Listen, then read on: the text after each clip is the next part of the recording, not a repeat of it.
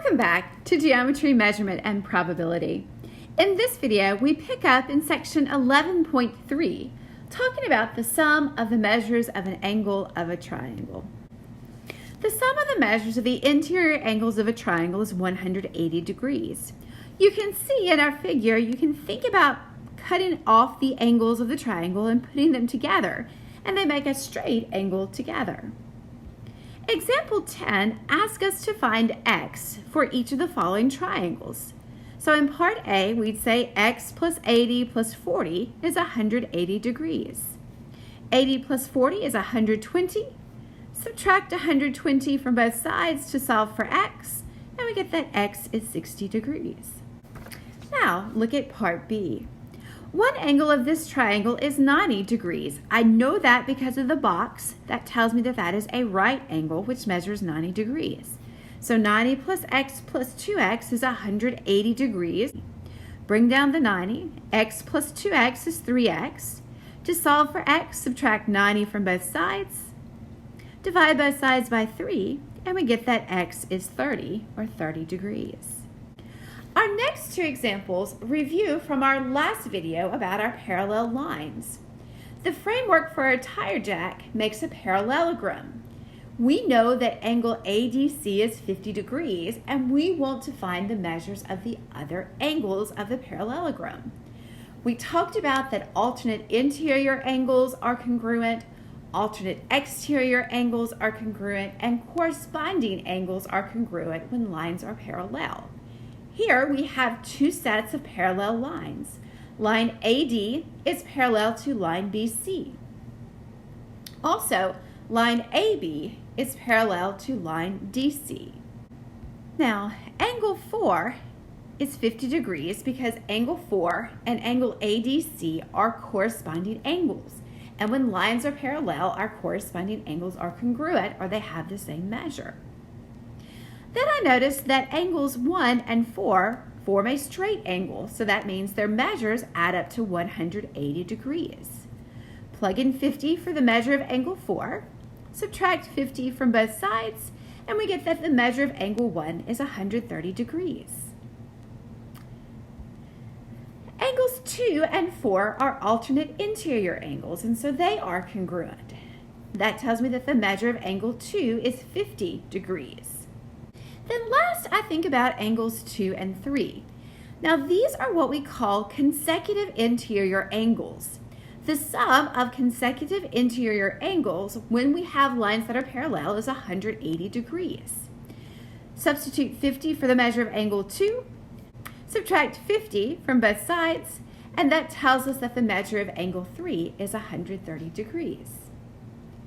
Now, example 12 actually looks at those consecutive interior angles and why their sum is 180 degrees, like we just saw in the previous example. So let's talk about that. Now, one thing that I know is the measure of angle 2 plus the measure of angle 3 is 180 degrees because they form a straight angle when I put them together. I also know that the measure of angle 1 is the same as the measure of angle 3 because those are corresponding angles and we have parallel lines cut by a transversal. So I can substitute the measure of angle 1 for the measure of angle 3, and we have that the sum of the measures of consecutive interior angles is 180 degrees. Now let's talk about a convex polygon. The sum of the measures of an interior angle of a convex polygon is found by the formula n minus 2 times 180. If I have a regular polygon, all of my angles have the same measure, so I can divide that by n because I have n angles. And the sum of the measures of the exterior angles is 360. So in example 13, we're asked to find the measure of each interior angle of a regular decagon. Here's my formula, n minus 2 times 180 over n. A decagon, remember, has 10 sides, so I'll plug in 10 for n. Type this into your calculator, and you can type it in just as it is, and we get 144 degrees. Now look at part B. Let's suppose I want to find the number of sides of a regular polygon, and I know that each interior angle has a measure of 175. So I set 175 equal to my formula, n minus 2 times 180 over n. To solve for n, I multiply both sides by n. This gets rid of that fraction. Then distribute 180. That gives us 180n, and then 180 times negative 2 is negative 360 on the right side. To solve this equation, my n's need to be on the same side, so subtract 180n from both sides.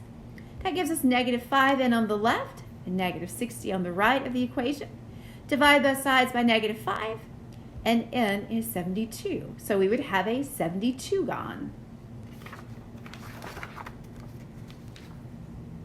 Look at example 14. I'm asked here to find x. First, I need to know what is the sum of the measures of these interior angles.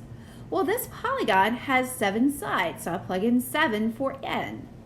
Type this into your calculator, and the sum of the measures of these angles is 900.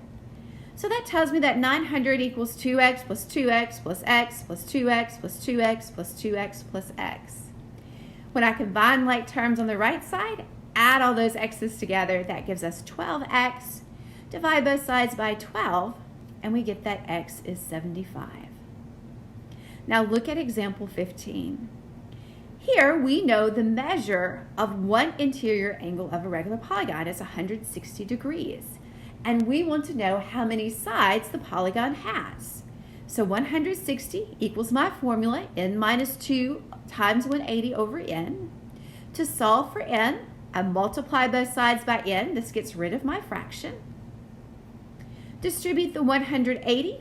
180 times n is 180n.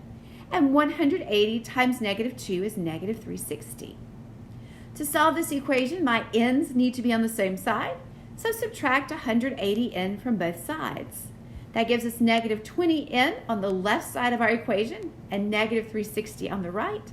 Divide both sides by negative 20, and we get that n is 18, so we'd have an 18gon.